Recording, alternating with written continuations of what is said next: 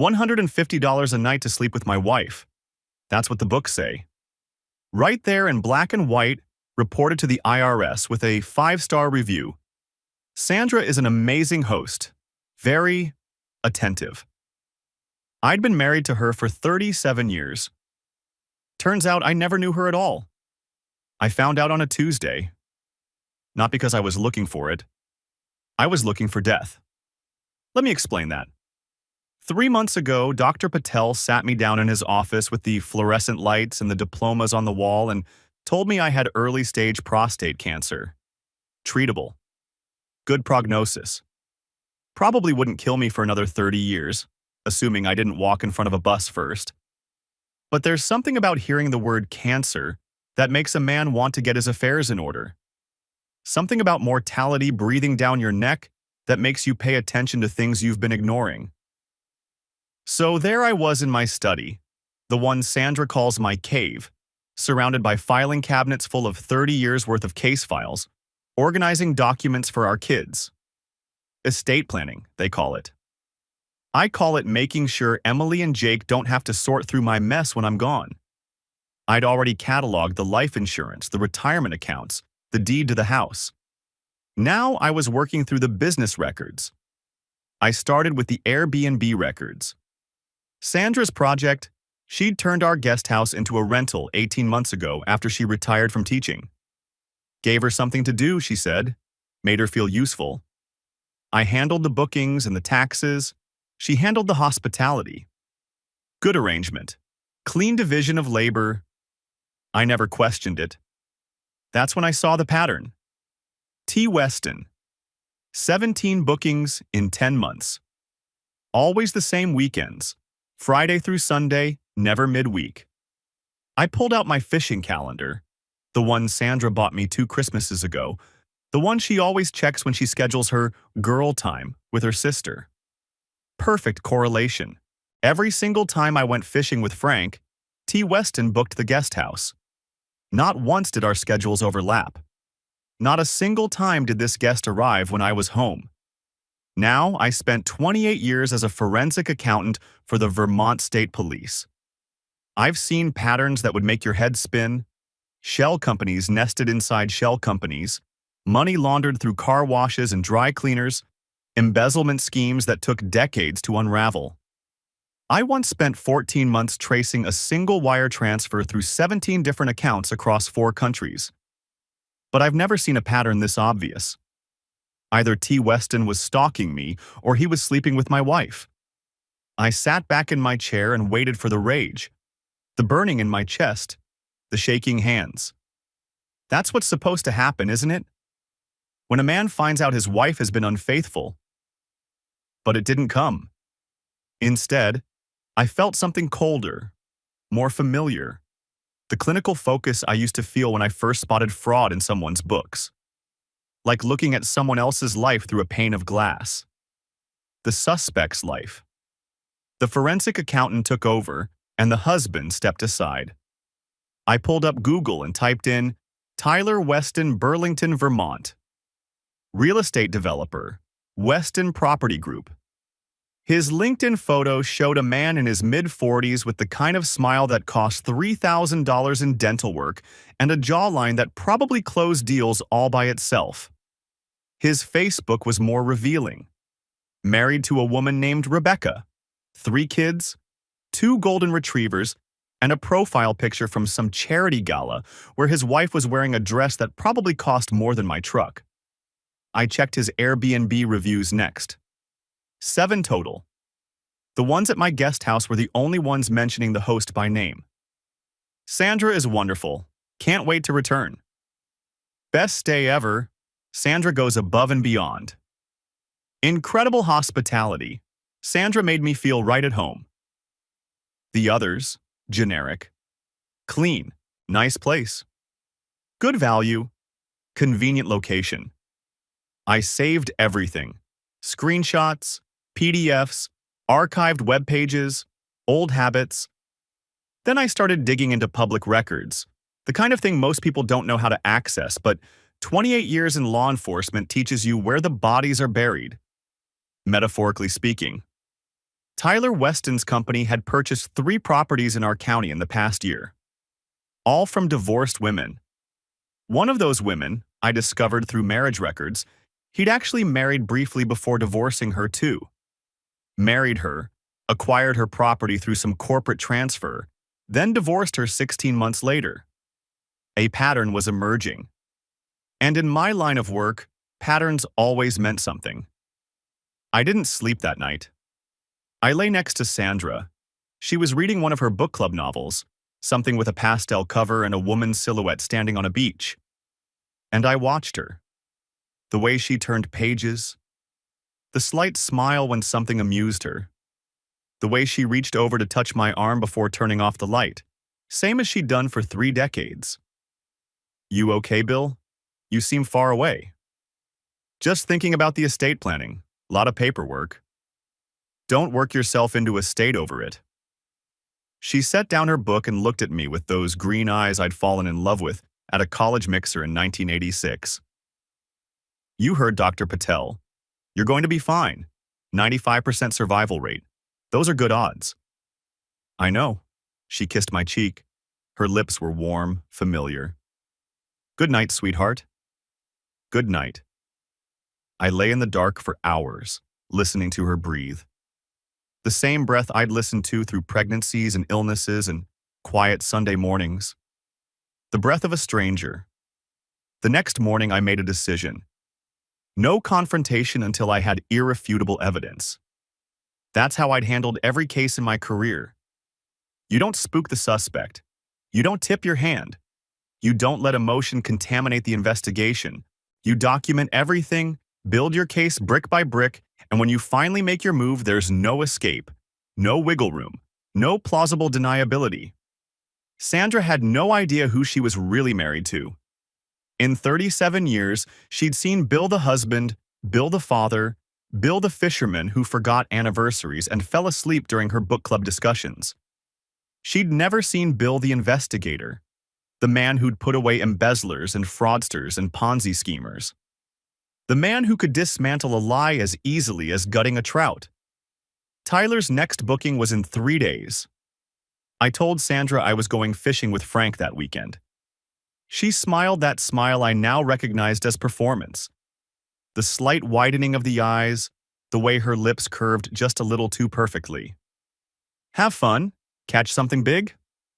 "Oh, I intended to." Frank Delacroix and I had been fishing together for 15 years. Retired deputy sheriff, built like a fire plug, with a vocabulary that would make a sailor blush, and a loyalty that had never once wavered.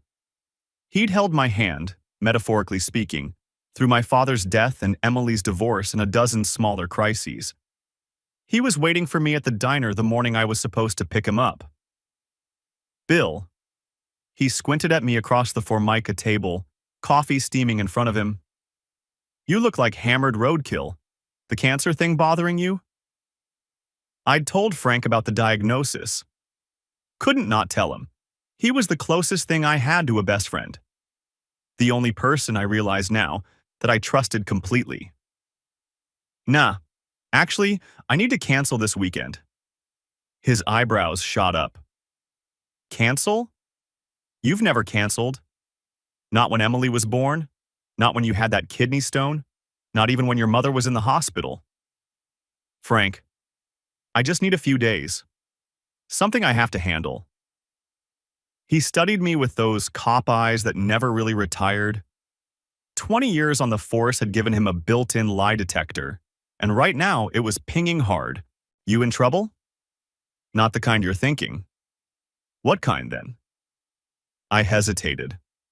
Frank would help me in a heartbeat, probably offer to drive over to Tyler Weston's house and rearrange his dental work. He'd done that once before, back when we were younger, for a guy who'd been hitting his wife.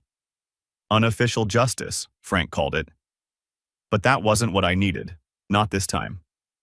"I'll tell you when it's done. For now, just cover for me if Sandra calls." "Cover for you."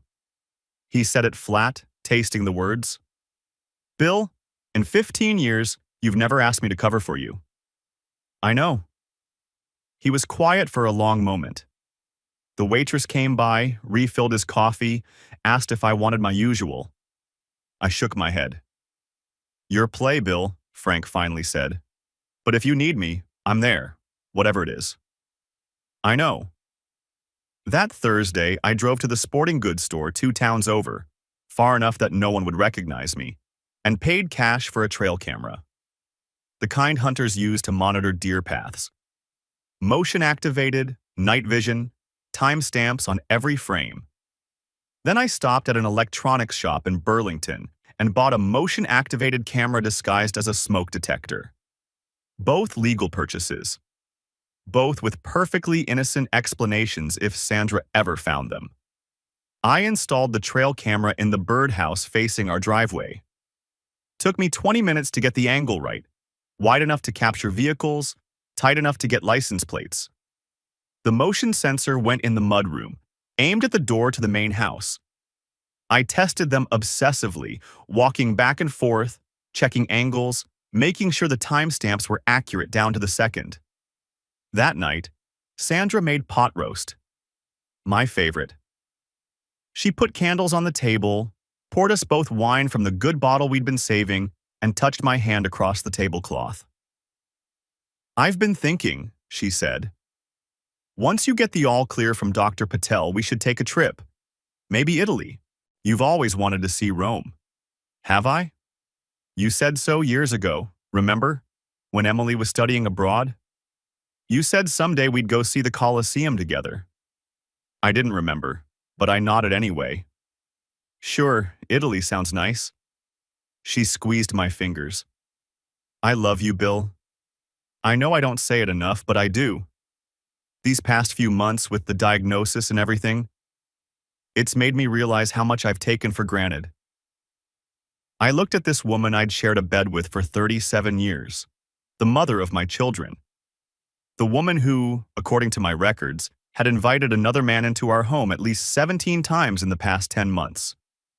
"I love you too," I said. The lie tasted like ash. Friday morning.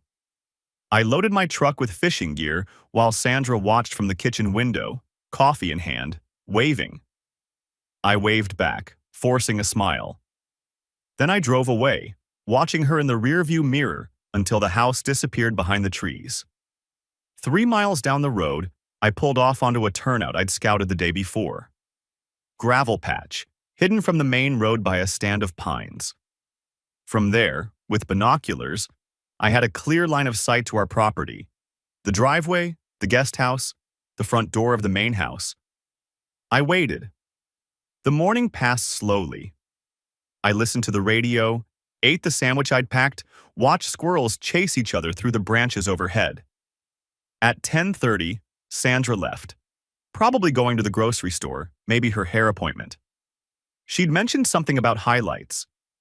She came back at 11:15 with bags from the market. I watched her unload them, carry them inside. Normal, domestic, the kind of thing we'd done together 1,000 times. At 11:47 a.m., a black BMW pulled into our driveway. I photographed it through my telephoto lens. The car, the license plate, the man who stepped out. Timestamp, 11:47:23. Tyler Weston was taller than I expected, broad-shouldered, wearing expensive jeans and a leather jacket that probably cost more than my entire wardrobe. He walked with the confidence of a man who'd never been told no in his life. The kind of confidence that comes from getting everything you want, always. Sandra came out the front door. Not the guest house door. The front door of our home. She was wearing a dress I'd never seen before. Something blue, fitted, showing more leg than she'd shown me in years. When she reached Tyler, he pulled her into an embrace that was unmistakably intimate. His hands on her waist, her hips. She tilted her face up to his. They kissed. Not a friendly peck, a real kiss. The kind of kiss that spoke of practice, of familiarity, of a relationship that had been going on for a long time. They went inside. The main house. Not the guest house. I sat in my truck and documented everything. The time, the photographs. The fact that Tyler Weston never once looked toward the guest house he was supposedly renting. Not once in the 6 hours I watched did he approach that building. At one point, mid-afternoon, I pulled out the burner phone I'd purchased, a cheap prepaid thing, untraceable, and called the guest house line. It rang and rang. No answer. Because no one was there. I thought about what was happening inside my home right now. In my bedroom, probably. On the sheets I slept on. I waited for the rage to come, for the impulse to drive back up that driveway and put my fist through Tyler Weston's perfect teeth. It didn't come. Just that cold, clinical focus. The same focus that had carried me through 28 years of investigations. Around 7 that evening, lights came on in the main house. Downstairs. I could see shadows moving behind the curtains. 2 figures, close together. At 7:45, they went upstairs. I didn't need to see anymore. I drove to Burlington. Tyler's company had an office in a strip mall on Route 7, wedged between a nail salon and an insurance agency. His BMW wasn't there, of course. It was still in my driveway. But the lights were on inside. I could see a woman through the window working late. Blonde hair pinned up. Professional clothing.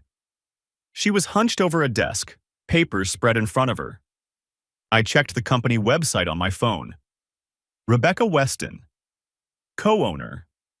Tyler's wife. I sat in my truck and watched her for 20 minutes. She never looked up from her work. Never checked her phone. Never glanced at the clock. The wife of a man who was currently in another woman's bed, working late on a Friday night. I didn't approach her. Not yet. But I filed the information away. The next 2 weeks, I dug deeper. Sandra kept the Airbnb books in a shared spreadsheet, but I'd always let her handle the deposits. She was good with numbers, she said. Had a system. I trusted her. Now I examined every entry with new eyes. The eyes of a forensic accountant who'd spent decades catching people in lies. The numbers didn't add up. According to the booking platform, we should have earned $2,400 from the guest house last year. The platform kept meticulous records. Every reservation, every payment, every cancellation. But our bank deposits totaled only $1,900. The discrepancy was consistent month over month, about 15% of revenue, vanishing into thin air. At first, I thought it might be fees, platform fees, cleaning fees, something I'd overlooked. But I went through every statement, every charge, every line item. The math was clear. Money was disappearing. I waited until Sandra went to her Thursday book club, then searched the house. I started in the obvious places, her dresser, her nightstand, the drawer in the kitchen where she kept important papers. Nothing. Then I moved to her craft room, the one she spent hours in, supposedly scrapbooking. She'd converted the 3rd bedroom when she retired, filled it with papers and stamps and little decorative elements. She'd always shooed me away when I tried to come in. "It's my space," she'd say. "My creative space." Inside a decorative box that looked like a stack of old books, the kind of thing you'd buy at Home Goods for $20, I found cash.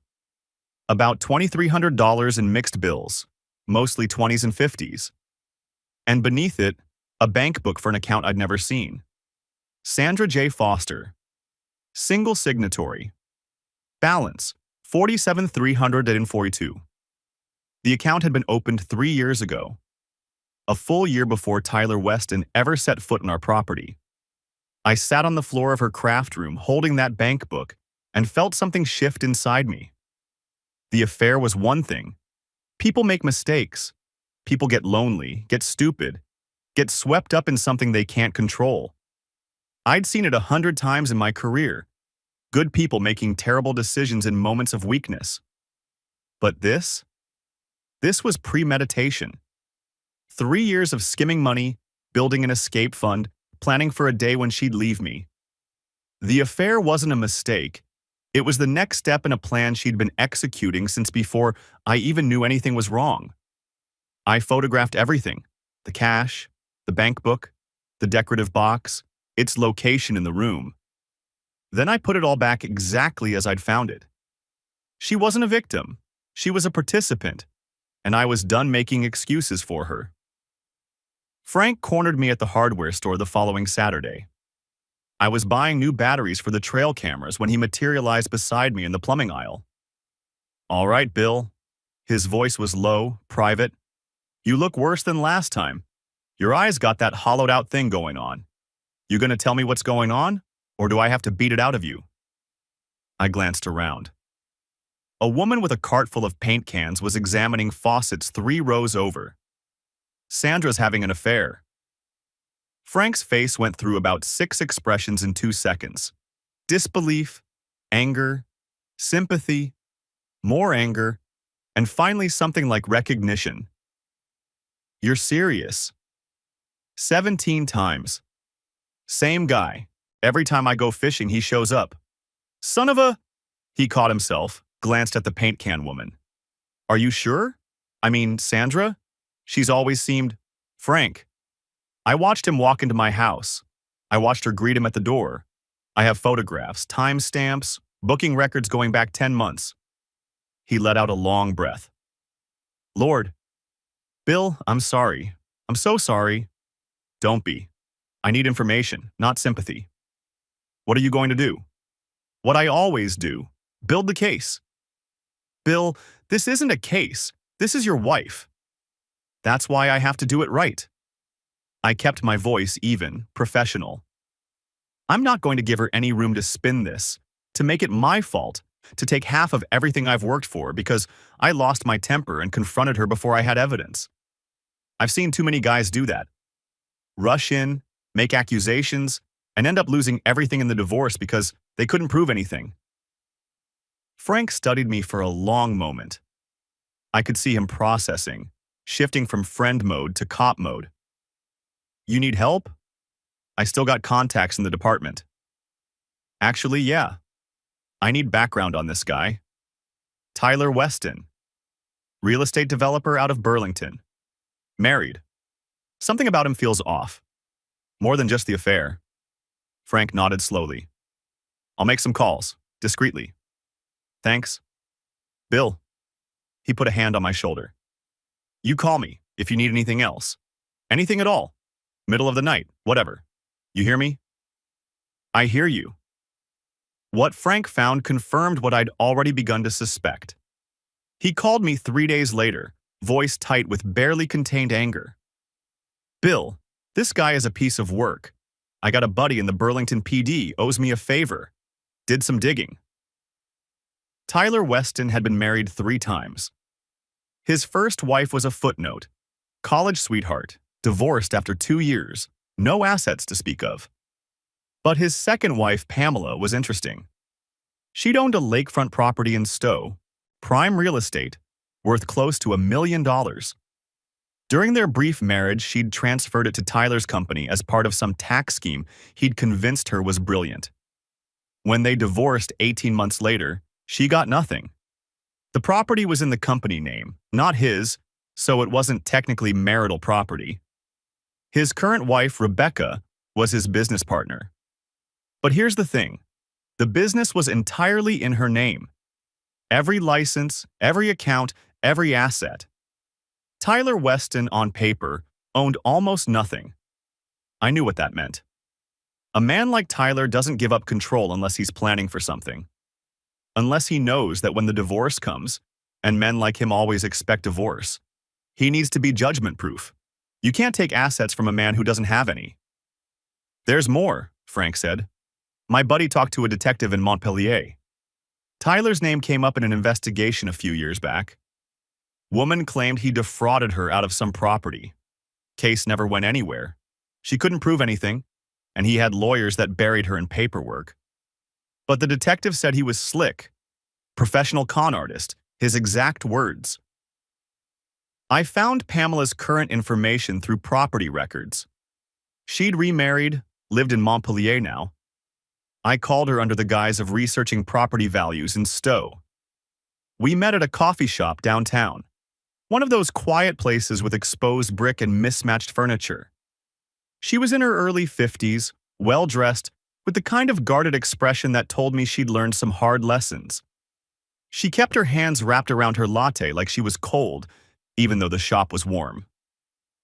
"I'm not sure I understand what you're looking for," she said, after I'd made small talk for a few minutes. "Information about your ex-husband." Her hand froze mid-stir. The color drained from her face. "Why?" "Because I think he's running the same game on my wife that he ran on you." She was quiet for a long time. I could see her processing, deciding whether to trust me. Finally, she laughed. A bitter, hollow sound that had no humor in it at all. "Of course he is. It's what he does." Over the next hour, she told me everything. How Tyler had seduced her while she was still married to her first husband, showed up at open houses for her real estate business, charming and attentive and full of compliments. How he'd convinced her that her husband was holding her back, that she deserved better, that he could give her the life she'd always wanted. How she'd left a 15-year marriage because Tyler made her feel alive again. How he'd married her within months of her divorce, moved into her lakefront house, started talking about business opportunities. How he'd convinced her to transfer the property into his company for tax reasons, paperwork she barely understood but signed because she trusted him. How the romance faded almost immediately after that. The attention, the compliments, the lovemaking, all of it drying up like a riverbed in August. How she'd signed divorce papers just to escape him, not realizing until too late that she'd signed away her entire financial future. "And here's the thing," she said, leaning forward, voice dropping. "I wasn't the first. He bragged about it. One night, early on, when he'd had too much wine, he told me about another woman in New Hampshire. Same playbook. He called it the rotation. Find a woman with assets, make her fall in love, convince her to leave her husband, transfer the assets, move on." I felt that cold focus settle deeper into my bones. "He's targeting my property now, isn't he?" Pamela nodded. "If your wife owns any real estate, yes. That's his thing. Vermont lakefront is worth a fortune right now. He probably had your house appraised before he ever knocked on your door. What if I told you I could stop him?" She looked at me with something like hope. "A fragile thing, easily crushed. I'd say you'd be the first man smart enough to try. The first one willing to do the work. I've been doing this kind of work for 28 years. Then maybe," she said softly, "you actually have a chance." The next step was the most dangerous. I had to talk to Rebecca Weston. I drove to her office on a Wednesday afternoon. No warning, no appointment. Just walked in off the street like any potential client. The receptionist, a young woman with too much makeup and a bored expression, tried to stop me. "Ma'am, do you have an appointment?" "Tell Mrs. Weston it's about a property matter that can't wait. Tell her it involves her husband." The receptionist's eyes widened slightly. She picked up the phone. 2 minutes later, I was in Rebecca's office. She was prettier in person than in photos. Blonde hair, good bone structure, the kind of professional polish that comes from years of practice. But tired. God, she looked tired. The kind of tired that comes from years of suspicion and disappointment and pretending everything's fine. "Mr. Foster," she gestured to a chair. "What property are you looking to discuss?" I closed the door behind me, made sure it latched. "Mine, and what your husband plans to do with it." The color drained from her face. Her hand, reaching for a pen, stopped mid-motion. "I know about the affair," I said, keeping my voice even. Professional. "I know about Pamela. I know about the woman in New Hampshire, and I suspect you've known about all of it too." For a long moment, she didn't move. Then her shoulders sagged, and the professional mask crumbled. She looked like a woman who'd been holding her breath for years and finally let it out. "Why are you here?"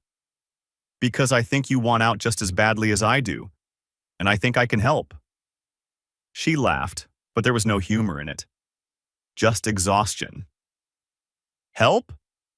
Mr. Foster, I've consulted 3 divorce attorneys. 3. If I leave Tyler, he'll drag me through court for years. The business is in my name, but he'll claim he's entitled to half because he built it. He'll claim I couldn't have done any of it without him. By the time the lawyers are done, there'll be nothing left for either of us. What if you had evidence that he's been defrauding women systematically for years? What if you had documentation of an ongoing affair that proves he's violated whatever prenuptial agreement you probably have? She went very still. What kind of documentation? I told her. The booking records, the photographs, the pattern of his visits, always coordinated with my fishing trips, the reviews where he mentioned my wife by name. By the time I finished, she was gripping the edge of her desk so hard her knuckles were white. He's already had your house appraised, she said quietly. I saw the email. He told his contact it was coming soon. Those were his exact words. Of course he has. He's been telling your wife to push for the house in the divorce. He said once she owns it clean, they'll flip it. Vermont lakefront is gold right now. She looked up at me, and I saw tears forming in her eyes. Your wife doesn't know she's being conned. She thinks he loves her.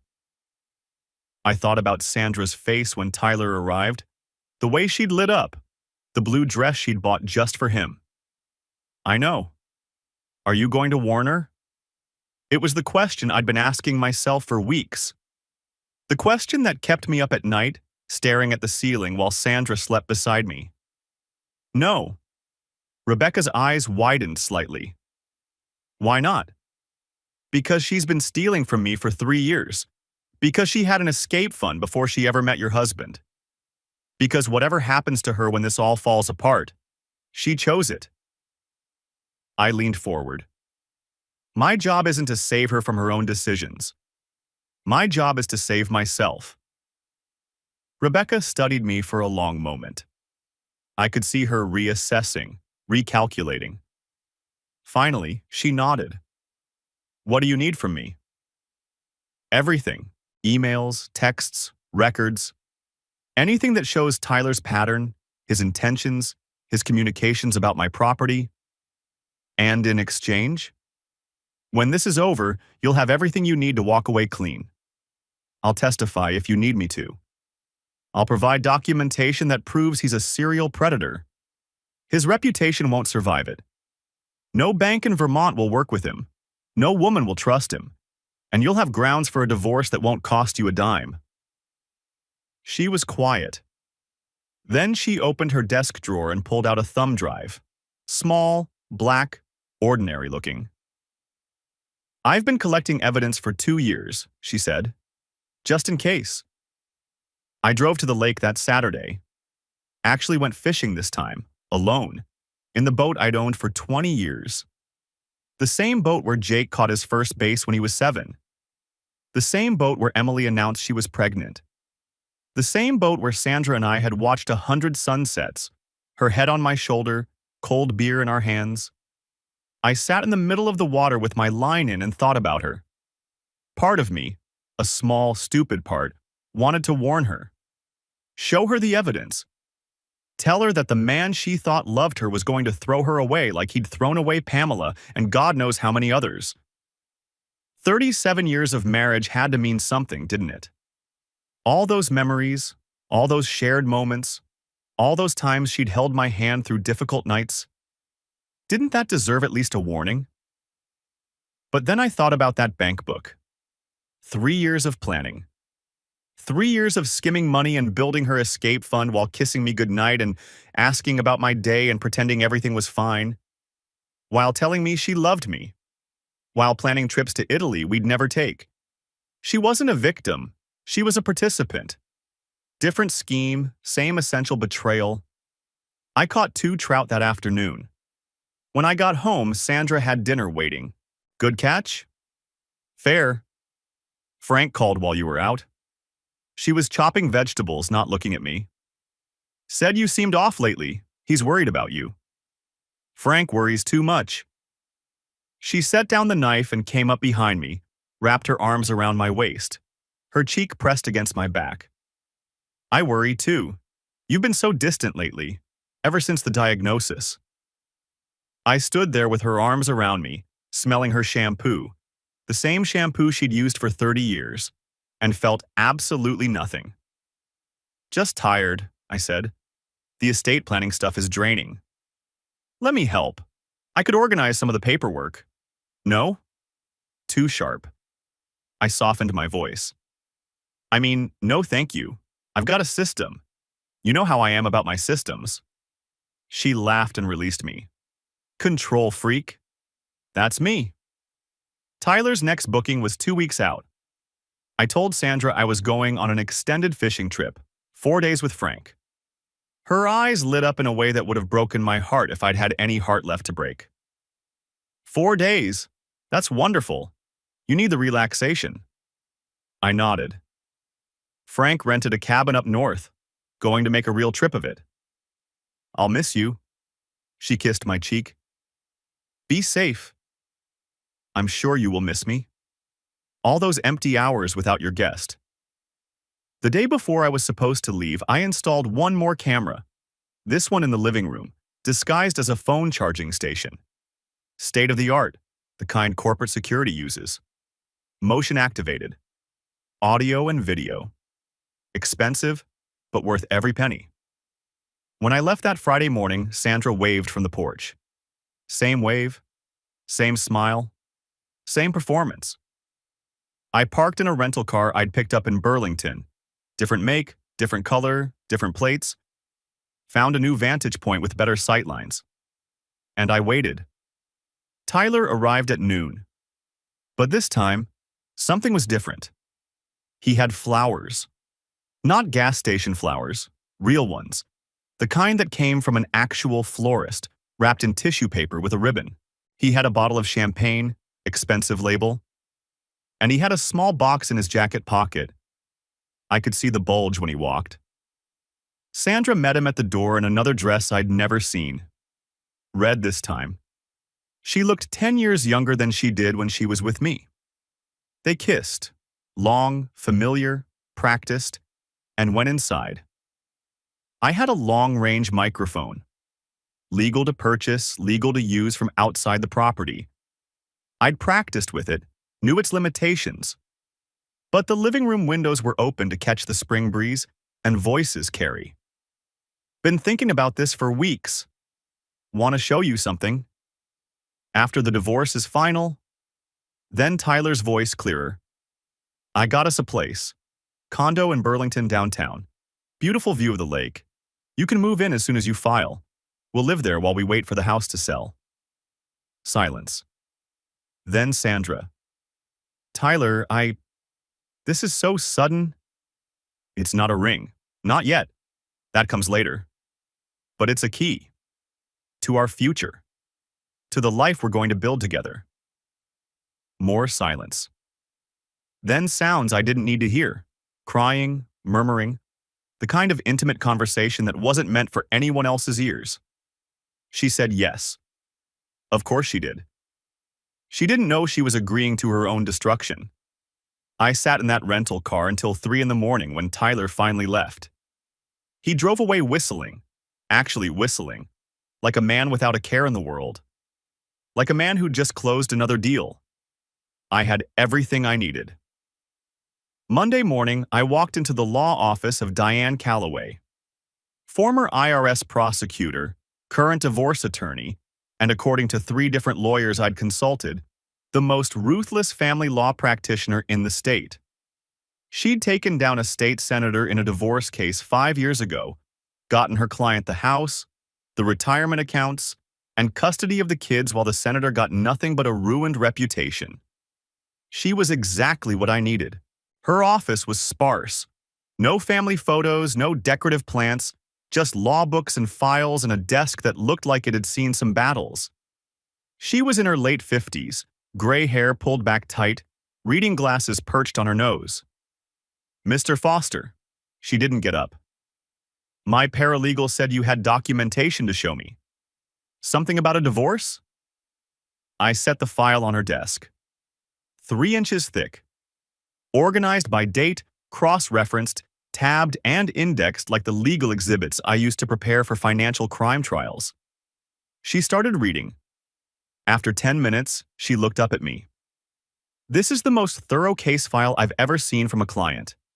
Most people come into my office crying, barely able to form sentences. You came in with exhibits. I worked financial crimes for 28 years. Old habits. She kept reading.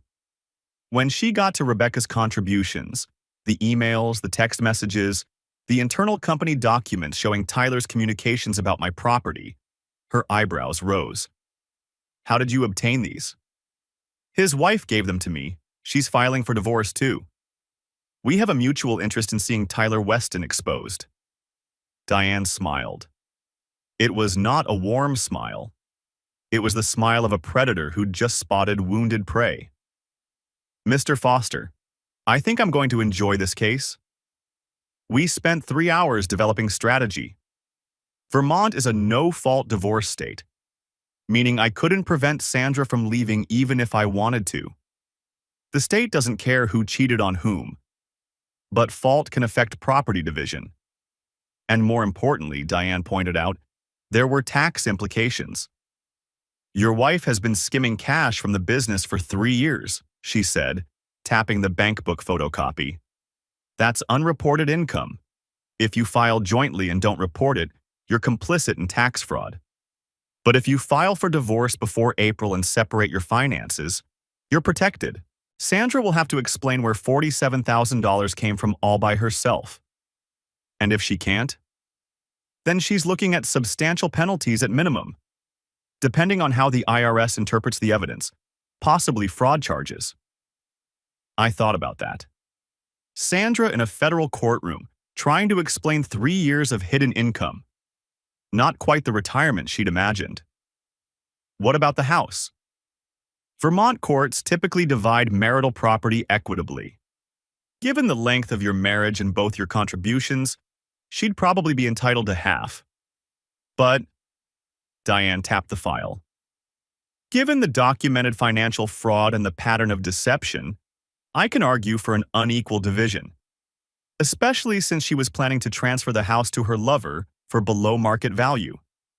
That's essentially attempted fraud against the marital estate. I want the house. Then we'll get you the house. I spent the next week putting everything in place. Moved funds to a separate account. Perfectly legal during a marriage, Diane assured me. Documented every financial discrepancy in a formal accounting, the kind of analysis I used to prepare for court. Made copies of every document Sandra might try to destroy once she realized what was happening. That's when I found something else. While organizing our insurance files, I noticed a recent amendment to our homeowner's policy. The coverage had been significantly increased 3 months ago, doubled, actually, and the beneficiary designation had been changed. Sandra alone. She'd taken out additional coverage on the house, named herself sole beneficiary, and never told me. Never asked me to sign anything, never mentioned it at dinner, never brought it up at all. She wasn't just planning to divorce me. She was planning to walk away with everything. The house, the insurance, the secret savings. Every single asset we'd built together over 37 years. I added the insurance documents to the file. The morning of the filing, I sat in Diane's office while she processed the paperwork. Sandra would be served at home within the hour. Any second thoughts? Diane asked, pen poised over the final form. I thought about 37 years. Emily's birth. Sandra squeezing my hand so hard I thought she'd break it. Jake's graduation. Both of us crying in the audience, pretending we weren't. Christmases and anniversaries and all those ordinary Tuesdays that somehow added up to a lifetime. I thought about the woman Sandra used to be, or maybe the woman I'd imagined she was. No. Diane nodded and made the call. Sandra's phone call came 45 minutes later. I let it ring twice before answering. Bill? Bill, what is this? Her voice was high. panicked. "There's a man here with papers. He says you're filing for divorce." "Bill, what's happening?" "Check your email." "What?" "Check your email, Sandra." I heard movement, the sound of her phone shifting, the click of a laptop opening. Then silence. In that email was everything. The booking records, the reviews, the photographs, the timestamps showing the guest house was never accessed while Tyler was supposedly staying there. Not the financial evidence, that was for the lawyers, but enough to show her exactly how thoroughly she'd been caught. "Bill," her voice was very small now, a child's voice. "I can explain." "No, you can't. It doesn't mean, please just come home. We can talk about this. Whatever you think happened, it's not what you think." 17 bookings, Sandra. Same guy. Every time I went fishing. I have photographs. I have timestamps. I have his Airbnb reviews talking about how attentive you are. "Bill, please. 37 years. We can work through this. People make mistakes." "Mistakes happen once, Sandra. 17 times isn't a mistake. It's a decision." "I love you." She was crying now, really crying. "You have to believe me. I love you. Tyler doesn't mean anything. Goodbye, Sandra." I hung up. The same day, I filed an amended tax return separating my income from Sandra's. Attached was a letter reporting suspected unreported income, with documentation of the cash discrepancies and the secret bank account. The IRS audit would come, and Sandra would have to explain where $47,000 came from without any legitimate documentation. I also sent a package to Rebecca Weston, copies of everything I had on Tyler's communications about my property. His texts calling the Foster house easy money. His emails discussing how to convince Sandra to push for the house in divorce proceedings. His messages to his former business partner bragging about another one on the line. Rebecca filed for divorce the next day. Tyler Weston's world collapsed in approximately 72 hours. Because the business was in Rebecca's name, she was able to lock him out immediately. Company credit cards canceled. Bank account access revoked. His BMW, leased through the company, repossessed from the parking lot of a Burlington hotel where he'd been staying. He called Sandra. Sandra called me. I didn't answer. She sent emails. Dozens of them, increasingly desperate. "Bill, please, I was manipulated. You don't understand what Tyler did to me. I never loved him. It was a mistake. A terrible mistake. I was lonely and he paid attention to me and it just happened. I'll do anything. Counseling, therapy, whatever you want. Just please give me another chance." I responded once. "I have 17 months of booking records, 8 months of photographs, and a bank account with 3 years of skimming that started before you ever met him. This isn't about Tyler. This is about you." She didn't email again. 3 weeks after the filing, Sandra's sister Nancy was deposed. Diane had subpoenaed her, and under oath, with the court reporter's fingers clicking away, Nancy admitted everything. Sandra had told her about the affair months ago. Not crying, not ashamed, bragging. Telling Nancy that Tyler was going to change everything. That she was finally going to have the life she deserved. That Bill had always been emotionally distant, and she'd wasted the best years of her life on a man who cared more about spreadsheets than romance. According to Nancy, Sandra had been planning to leave me even before Tyler proposed. She was just waiting for the right moment, specifically waiting until she could secure the house in divorce proceedings. "Did Sandra mention anything about the house specifically?" Diane asked. Nancy shifted uncomfortably in her chair, glancing at Sandra's attorney. She said Tyler knew people, real estate people, that he could help her get a good price for it when the time came. "And when was this conversation?" "About 4 months ago, maybe 5. Before or after she learned that Mr. Foster had been diagnosed with cancer." Nancy's face went pale. After. A few weeks after. The room went silent. Even Phillips, Sandra's attorney, looked sick. So your sister, Diane continued, voice calm and measured, learned her husband of 37 years had cancer, and her response was to accelerate her plans to divorce him and sell his house? She didn't put it that way. How did she put it? Nancy looked at the table.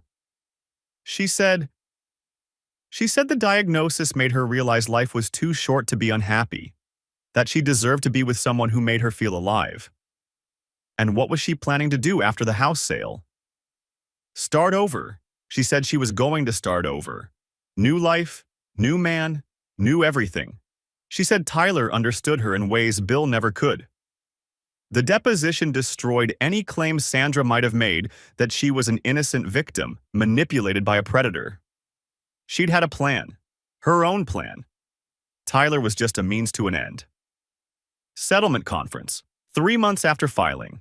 The conference room was beige and bland, the kind of neutral space designed to contain emotions. Sandra sat across from me with her attorney, a decent guy named Phillips who was clearly in over his head. She looked smaller than I remembered. Older. The confident woman who'd greeted Tyler with that blue dress was gone. In her place was someone diminished, defeated. She was wearing a gray cardigan I'd bought her for her birthday 2 years ago. My client is prepared to negotiate in good faith, Phillips began. Diane cut him off. My client's offer is simple. He takes the house. She takes the tax liability. No alimony either direction. Retirement account split 50-50. That's unacceptable.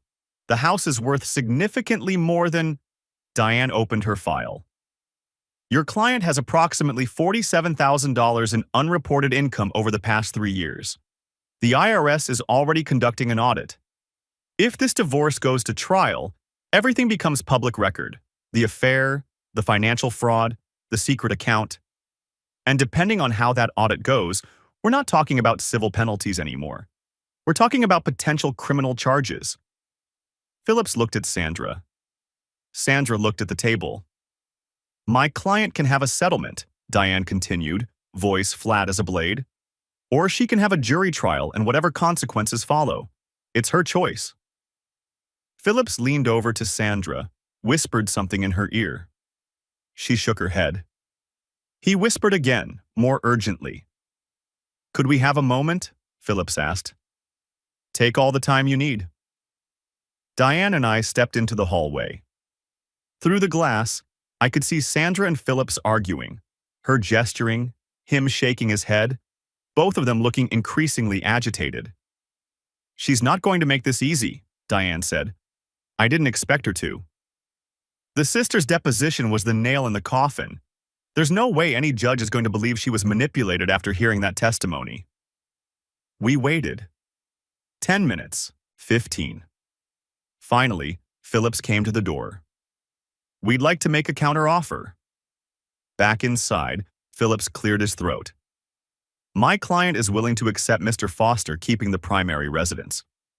However, she requests a 60-40 split on the retirement accounts, and she would like certain personal items from the home, family photographs, some furniture that belonged to her mother. The photographs, fine, Diane said. The furniture stays. Retirement accounts are 50-50 or nothing. 45-55? 50-50. Sandra suddenly leaned forward. Bill, please. After everything we've been through, after everything you put me through, Sandra, I made mistakes. I know that. But 37 years has to count for something. The retirement accounts are our future. Your future is whatever you make of it. My future is my own concern. You're being cruel. I'm being fair, which is more than you ever were. The room was quiet again. I could hear the clock on the wall ticking, the distant sound of traffic outside. Finally, Sandra spoke again. Not to Diane, to me. Bill, her voice cracked. After everything, this is how you want it to end? I looked at this woman I'd spent 37 years with. The woman who'd raised my children. The woman who'd kissed me goodbye every fishing trip while planning to bring another man into our home. This is how you ended it, Sandra. I'm just finishing the paperwork. She signed. Tyler Weston moved to Florida. Rebecca's divorce took everything he'd schemed for years to protect. The business, in her name, stayed with her. The house, in her name, stayed with her. His pattern of defrauding women became public record through the court filings. A local reporter picked up the story. It made the Burlington Free Press. No bank in Vermont would work with him after that.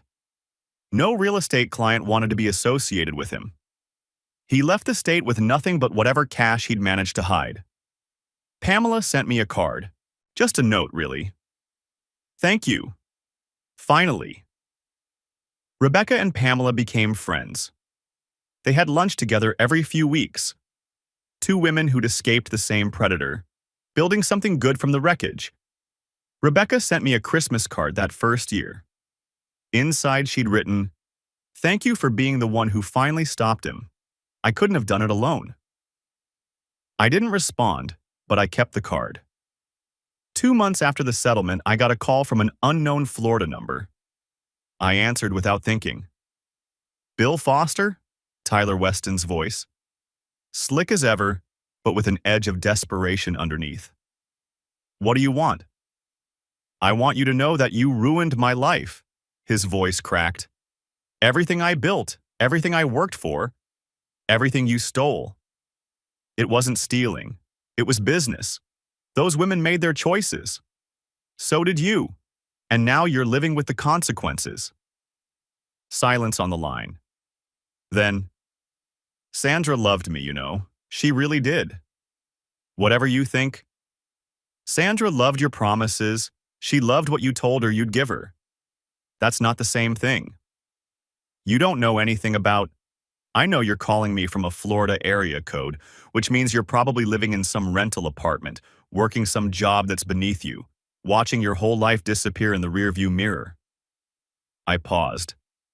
"I spent 28 years putting away people like you, Tyler. This isn't my first time watching a con man realize he's been outconned." I hung up before he could respond. He didn't call back.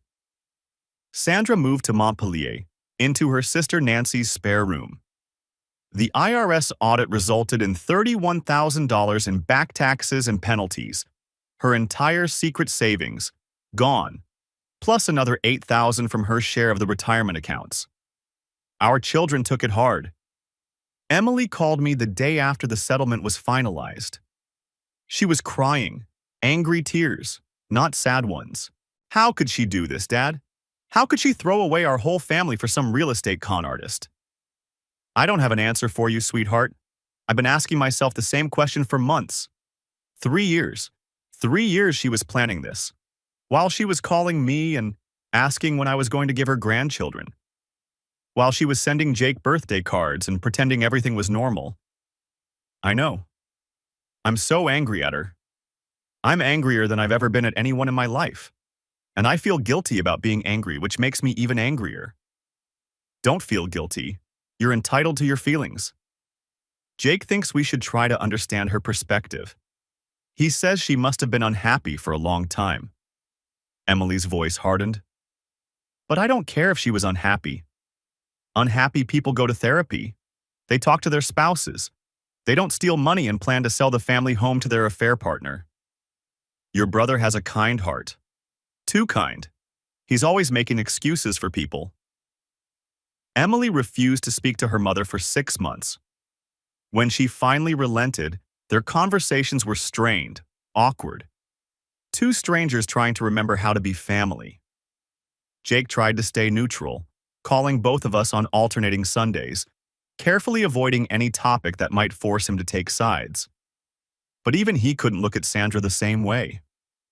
"It's not just the affair, Dad," he told me on the phone one night, his voice heavy with exhaustion. "It's the planning, the lying. 3 years of secret bank accounts while she was asking us to visit more often because you were emotionally distant. 3 years of making you the bad guy while she was stealing from you. She wasn't entirely wrong about the emotional distance, I said. I could have been more present, more attentive. Don't do that. Do what? Don't make excuses for her. Don't take responsibility for her choices. She's been doing that for months, telling Aunt Nancy that you drove her to it, that she was lonely, that you never appreciated her. It's manipulation, Dad. She's trying to rewrite history. Maybe so. There's no maybe about it. I love Mom. I'll always love Mom. But I'm not going to pretend what she did was anything other than what it was. I didn't try to poison them against her. I didn't have to. The truth was enough. I kept the house. Shut down the Airbnb permanently. Couldn't stand looking at that guest house anymore, knowing what it represented. I thought about tearing it down, but that felt like too much work for too little satisfaction. Instead, I converted it into a workshop. Bought a lathe, some woodworking tools. Turns out retirement gives you time to learn new skills. Changed the locks on the main house. Repainted the bedroom. A different color, something Sandra never would have chosen. Threw out the furniture she'd picked, all of it, right down to the nightstands. Bought new everything. Different mattress, different sheets, different towels in the bathroom. I wanted no trace of her left in the spaces where I slept and showered and lived my life. The first night in that remade bedroom, I slept better than I had in months. Maybe years. My cancer follow-ups have been clear. Dr. Patel says the prognosis is still good. He asked me once during a checkup if the stress of the divorce had affected my health. Honestly, I told him, the divorce was the least stressful part of the whole thing. The stressful part was finding out. The stressful part was pretending everything was normal while I built my case. Once I filed, all I had to do was follow the process. That's what I'm good at. He looked at me for a long moment, then nodded. Well, whatever you're doing, keep doing it. Your numbers are excellent. I still go fishing with Frank. Last Saturday we were out on the water. Clear day, mild breeze. Any regrets? He asked. I watched the ripples spread from where he'd thrown back a base. I regret 37 years of not paying attention. And the last 6 months? I shook my head. Did what I had to do. Frank nodded. We fished in silence. That evening, I sat at my computer with a glass of whiskey. I logged into Airbnb, found Tyler Weston's profile. I typed, "Guest repeatedly attempted to access main residence without permission. Would not recommend." I clicked submit. Then I walked out to the porch. The lake was mine now, truly mine. $150 a night. That's what she thought our marriage was worth. Turns out she was wrong about the value of a lot of things.